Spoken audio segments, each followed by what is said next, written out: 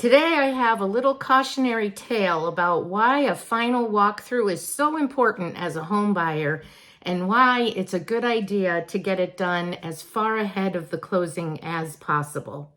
Hi, I'm Lesley Lambert, Realtor in Western Massachusetts and Northwestern Connecticut with Park Square Realty. I recently had a home sale with some friends of mine. And when they did their home inspection, there were some small electrical issues that the seller agreed to fix prior to the closing. We were given an invoice from an electrician, but wisely, my buyers decided that they wanted to check. The repair was to see if certain outlets had been grounded.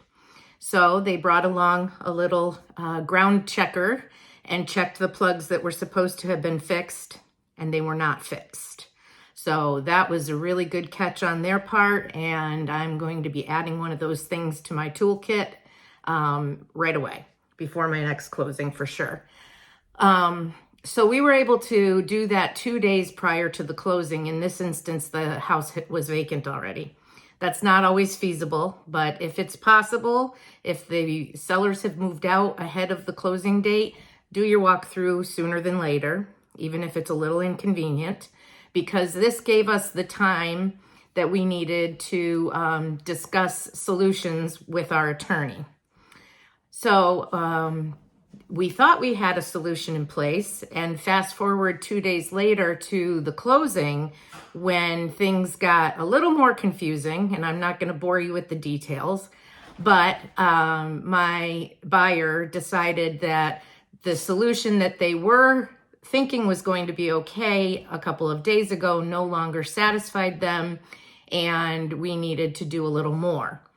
And it was important that I was there at the closing table because I was able to get right up, get in touch with the listing agent, get the conversations going so that we could keep the closing on target for that day and not stall it over the weekend into the next week. Surprisingly, our attorney mentioned to my buyers while we were together that he sees a lot of buyers attending their closing without their buyer agent representative. And I just thought that was super shocking.